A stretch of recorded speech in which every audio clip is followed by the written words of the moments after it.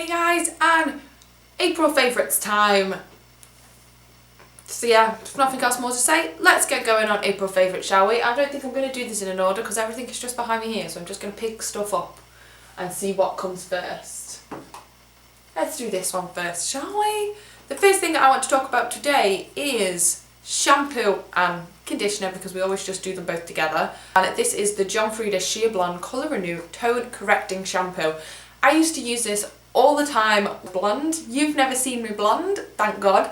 So when I was blonde, I used to use this all the time, like forever. And since I got my hair done, and I like it, but it didn't quite work out the way I wanted it to. It was sort of getting really, really orange. And I was in Wilkinson's and I spotted this and thought, why did I not think to start using purple shampoo again? Because it was absolutely amazing when I was blonde, and it is still absolutely amazing now that I'm not really blonde. I bought it, it wasn't going to make my hair blonde because it was actually never really that blonde to begin with. It is that sort of more gingery, orangey, caramelly colour. My hairdresser called it a caramel, which it's up for debate on that.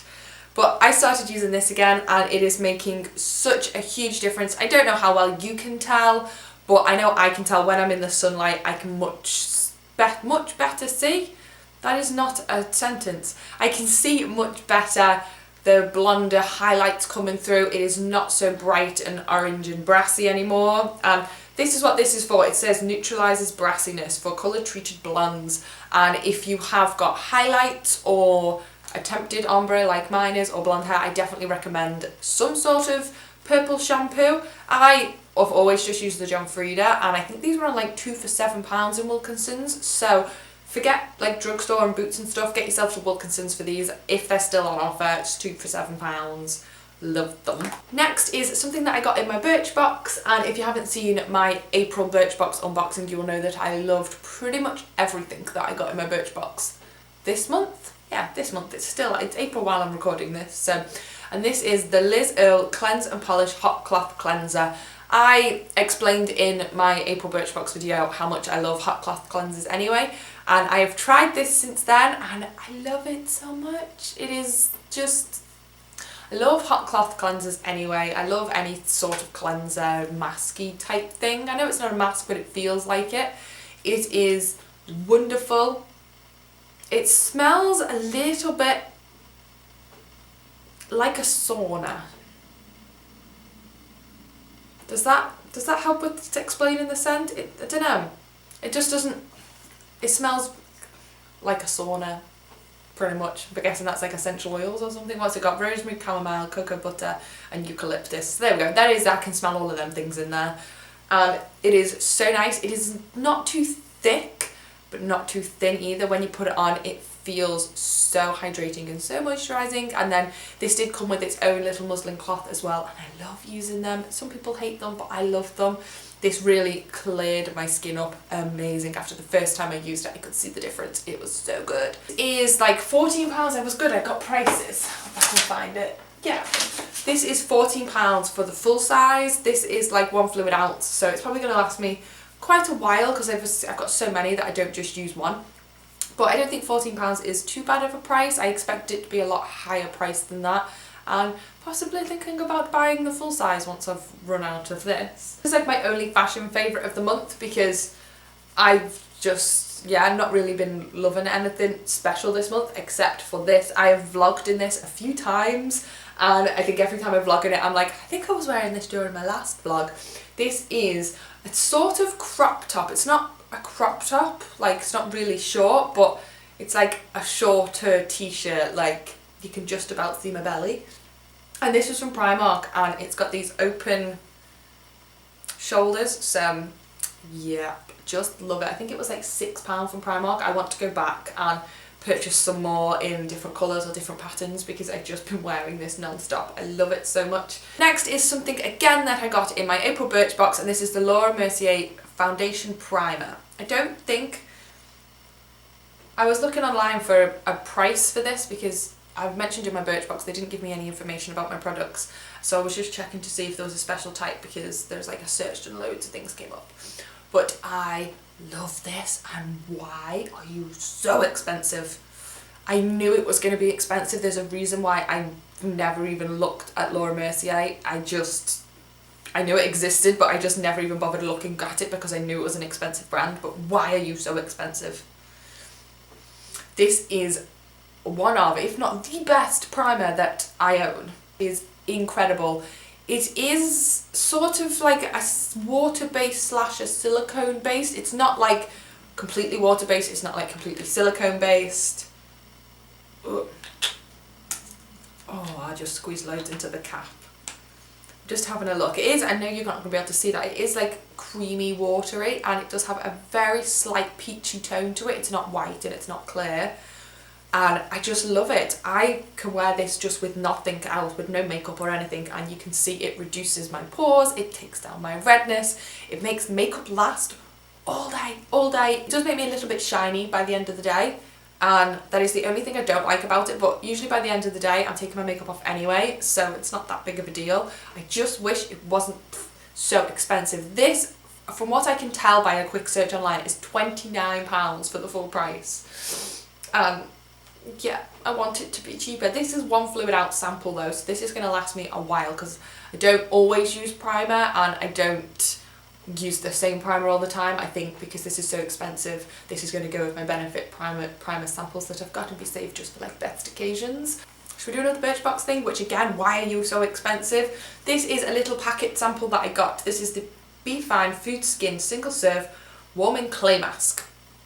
And I love face masks. I feel like I'm just repeating myself because I said all of this in my Birchbox video, but I have used this since then, and I did manage to only use like half of it, so I've got one more application in it, and it is so good. It's not warming, like I was a bit disappointed by the fact that it wasn't warming, but like the actual face mask itself is incredible. It smells incredible for one. It is really thick and creamy and so hydrating, and I find sometimes with face masks when you wash them off I end up a little bit red from them, and this was just like, all of my redness was just gone. It didn't enhance any redness, it actually got rid of redness. It unclogged all of my pores. My skin has never looked so clean and unclogged before. Oh, there's a magpie outside. My skin has never looked so clean and so unclogged and flawless, and it was just amazing. But this is £17 for like the full size one. £17! Why are you so expensive? I am saving up my Birchbox points though, so I may end up buying some of this stuff with my Birchbox points, but £17, love it though. If it is in your price range, then definite, it's amazing. We've got a makeup favourite, one makeup favourite if you don't count my primer, because I haven't tried anything new, I haven't got anything new, I haven't fallen back in love with anything, so I just picked something that I've been wearing pretty much every time that I've worn makeup over the past few weeks really, not just through April, and this is the Rimmel Apocalypse Lip Velvet, and it is in, I don't know.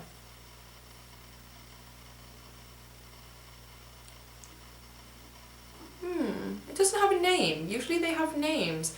Rimmel Apocalypse Lip Velvet. This is the matte version of their Apocalypse line. I have quite a lot of these, as you might have seen before, but this is just like the latest of my purchases, and it doesn't have a name, it just says 4182, and it is a pinky nude, and I can never really pull these off. I don't know whether it's because I'm a bit pale or what, but nude colours always just make me look a bit washed out, but this I've been using all the time. It's like a Your Lips but better. It lasts for a long time, and considering it is a matte formula, it's quite creamy as well. I suffer with quite dry lips and struggle sometimes to wear like matte formulas on my lips, but I can actually get away with this the majority of the time. It doesn't like dry out my lips anymore. It's nice and thick and creamy but smooth and everything at the same time. It's just a really good like neutral, and I love it so much. And yeah.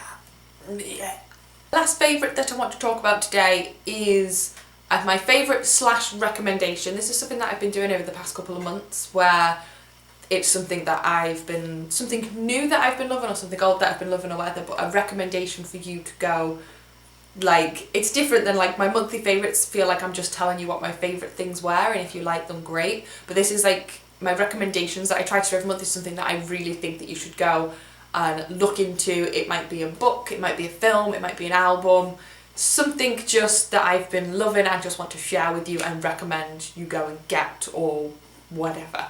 And today's recommendation is a book. I actually read 2 books this month, but this one is definitely my favourite, and I haven't quite finished it yet. I'm like, this is how much I've got left to finish. Can you see? And I've just been obsessed. I haven't put this down. I've just been reading every single day. And this is Cries Unheard, the story of Maribel. And this probably isn't going to be down everybody's sort of alley, street, whatever you want to call it, but I find it absolutely fascinating. If you don't know, Maribel is Maribel, how to explain it? Maribel was a child killer, child murderer. It sounds weird when I say that because I don't mean like, yeah, she was an adult and killed children. She was a child and she killed 2 little boys, and the entire story has fascinated me ever since I first heard about it, and that was when I was in school. We did like an entire like lesson plan type thing on it, and I was obsessed with it, and I have got another book downstairs, and I read that when I was a kid, and then I've had this for a while sitting on my bookshelf and I've just never read it. And this is sort of, chuck it upside down, this is sort of a biography, but not really. I thought it was going to be more of a biography, but it's more just her explaining about things that happened after she was sentenced, because you never really hear about that. Obviously there's loads of stuff about her beginnings in life and everything leading up to the crimes, but afterwards there wasn't anything anywhere, and this literally just explains everything that happened to her from when she was sentenced until when she was released, and it is just so fascinating to read. I really like things like this. It might just be me, but my mum does as well, so it's not just me, but I love anything like this, like psychological sort of things. It is so interesting. It's really like hearing about the way, so I don't want it to sound like I'm like condoning what she did or things like that, because that's not what I'm trying to say, but I feel like when you read it and you learn about what happened to her after she was sentenced, the things that happened were just awful. They just, the way that the system worked for her just wasn't the way it should have worked. Yes, she should have paid for her crimes, but the way that things, the way that things laid out was just not right. It's weird. But if you're interested in things like this, then I definitely recommend reading this book. There is another book which is called The Case of Maribel, which is all about the court case, but I suggest you read that one first and then this one, because this references the first book. It is just incredible and I love it, and I can't wait to sit and finish it. And that's it for today's video. Thank you for watching. Make sure that you thumbs up and that you subscribe, and I'll see you next time.